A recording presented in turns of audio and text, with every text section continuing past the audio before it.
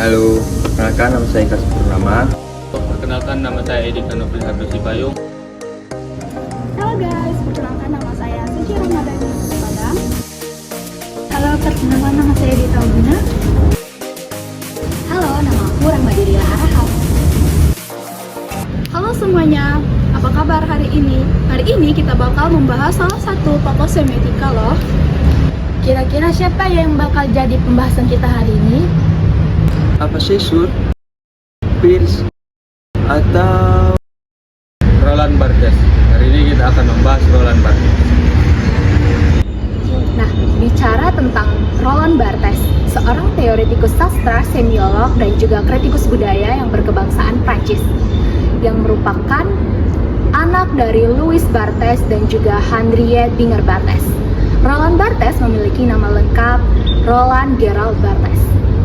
Ayah Roland, yaitu Louis Barthes, merupakan seorang perwira angkatan laut yang sayangnya meninggal pada pertempuran laut di Laut Utara. Ibunya, Henriette Binger Barthes, menghidupi Roland dengan sendiri, yang hidup di dalam keadaan ekonomi yang cukup sulit. Hubungan Roland dengan ibunya cukup baik dan mendalam, sehingga mempengaruhi karya terakhirnya, yaitu Camaralus Sedan. Walaupun hidup dalam ekonomi yang cukup sulit, Roland de Barthes menempuh pendidikannya dari masa kecil hingga remaja, terutama di Bayonne dan di Paris. Barthes menempuh pendidikan Lycée Louis le Grand dan Lycée Montaigne di Paris. Selanjutnya, Barthes menempuh lisens sastra klasik atau Yunani pada tahun 1939. Nah, pada masa pendidikan formalnya, Barthes mengalami beberapa hambatan, antara lain beliau mengidap penyakit dan juga Perang Dunia Kedua. Sejak remaja, Barthes mengalami tuberkulosis yang mengharuskan ia harus tinggal cukup lama di sanatorium. Pada awal karirnya, Roland mengajar bahasa Prancis di berbagai institusi di Rumania dan Mesir pada tahun 1948 sampai 1950.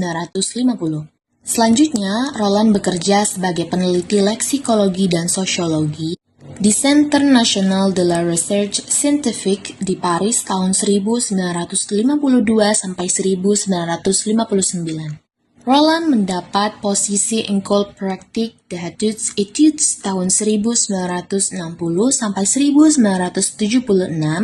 Nah, pada puncak karir akademiknya, Roland terpilih sebagai Chair of Literary Semiology di Collège de France, lembaga akademik paling prestisius di Prancis tahun 1977 sampai 1980. Roland Barthes dinyatakan meninggal pada tanggal 26 Maret 1980 akibat komplikasi yang terjadi pada dadanya. Setelah itu, France kehilangan salah satu suara paling kuat intelektual pada abad ke-20-nya. Nah, dari sepanjang karir Barthes, ia menghasilkan banyak karya nih teman-teman. Beberapa karya Roland Barthes yang terkenal, yang pertama, Rating Degree Zero 1953. Kedua, The Vision System. Yang ketiga, Mitologi 1957. Selanjutnya, yang keempat, S. Garing-Z 1970. Yang kelima, Death of the Author. Yang keenam, Image Music Text 1977. Yang ketujuh, Kamera Lucida Reflection on Photography 1908. Nah, di samping itu ada teori tadi yang terkenal yang dikemukakan oleh beberapa tokoh, di antara lain teori semiotika Charles Sanders Peirce membagi tanda menjadi 3 bagian utama. Satu itu ressentiment, kedua objek, yang ketiga itu interpreter. Selanjutnya itu ada Umberto Eco. Eco melihat tanda sebagian bagian dari sistem budaya. Ia menekankan bahwa interpretasi tanda sangat dipengaruhi oleh konteks sosial dan budaya. teori semiotika menurut Ferdinand de Saussure terbagi menjadi dua, yaitu signifier dan signifier.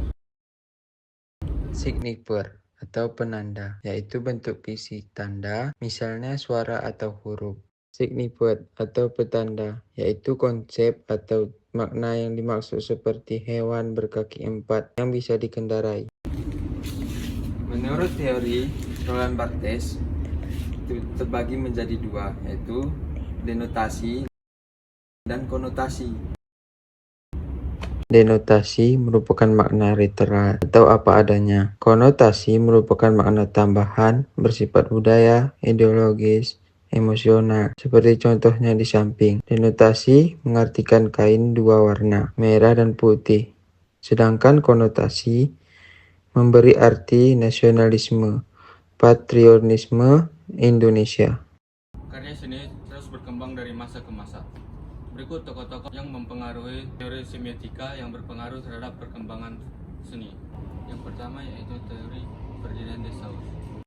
Pengaruh teorinya ini terhadap perkembangan seni yaitu memberikan struktural yang untuk menganalisis karya seni sebagai sistem tanda. Yang kedua yaitu teori Charles van der Spits. Teorinya ini yang berpengaruh terhadap seni yaitu strukturnya yang fleksibel untuk menganalisis suatu karya seni. Yang ketiga yaitu teori dari Roland Barthes. Pengaruhnya teori Roland Barthes ini ada 5, yaitu seni sebagai sistem tanda. Yang kedua yaitu analisis kritik ideologi. Yang ketiga yaitu pergeseran fokus terhadap penonton. Keempat, eksplorisasi, representasi dan realitas. Dan yang terakhir yaitu pembacaan multilapis. Sekian video mengenai biografi singkat Roland Barthes dan juga teori-teori semiotika lainnya. Sampai jumpa di video berikutnya.